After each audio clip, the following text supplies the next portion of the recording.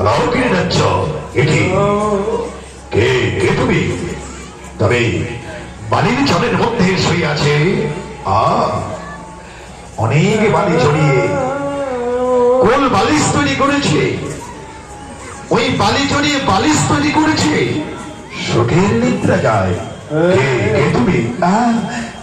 আমি কে কে তুমি? আমি লালা। লালা?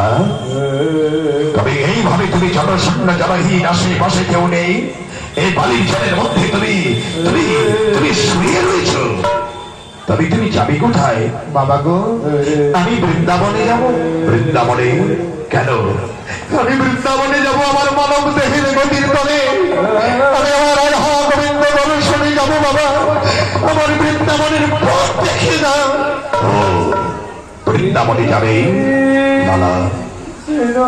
তবে এইভাবে তোমার বৃন্দাবনে গিয়ে ফল হবে না। না না বাবা না, কেন আমার এইভাবে গেলে আমার ফল হবে না? না লালা, এইভাবে গিয়ে তোমার ফল হবে না।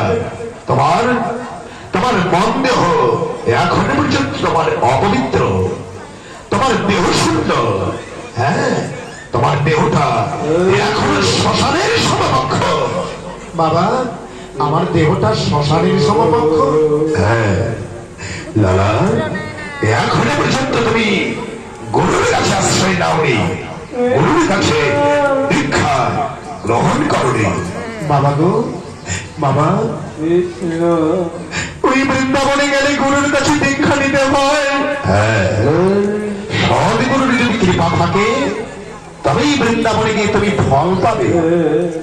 ওই সদ্গুরুর কৃপায়, জগৎ গুরুর কৃপা, জয়